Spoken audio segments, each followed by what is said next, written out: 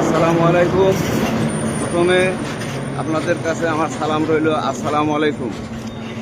দেশে এবং দেশের বাইরে আপনারা যেখান থেকেই দেখতেছেন, এবং আমাদের বাংলাদেশের কৃতি সন্তান আলিফ মাহমুদ ভাই, তাকে স্মরণ করে বলছি আমার জন্য একটু দোয়া করবেন। আমি যেন হজে যাওয়ার জন্য বের হয়েছি, সে কাজটা জানি আমার সফল হয়।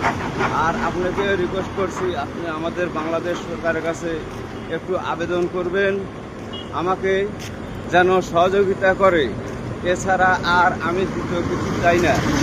আমাকে যেন এই কয়েকটা রাষ্ট্র পার হওয়ার জন্য যেন কোনো সমস্যা না হয়, এজন্য কোনো বর্ডারে যাতে যেন আমাকে আটকানো না হয়, সেজন্য সবার কাছে আমি দোয়া চাই, উন্মুক্ত চাই। আর আপনাদের সবাইকে বলছি যে আপনারা কেউ যদি বলে যে এটা দুলাল ভাইয়ের বিকাশ নাম্বার, রকেট নাম্বার কিংবা ডাক বাংলা নাম্বার কিংবা কোনো ব্যাংকের অ্যাকাউন্ট, কেউ কোনো টাকা পয়সা দিবেন না। কোনো টাকা পয়সা দিলে আপনাদের এটা হবে ভুল। আমি কোনো টাকা পয়সা চাই না, আমি শুধু আপনাদের কাছে দোয়া চাই। আর বাংলাদেশ সরকারের কাছে আমার আকুল আবেদন যে আমাকে যেন বর্ডার পার হওয়ার জন্য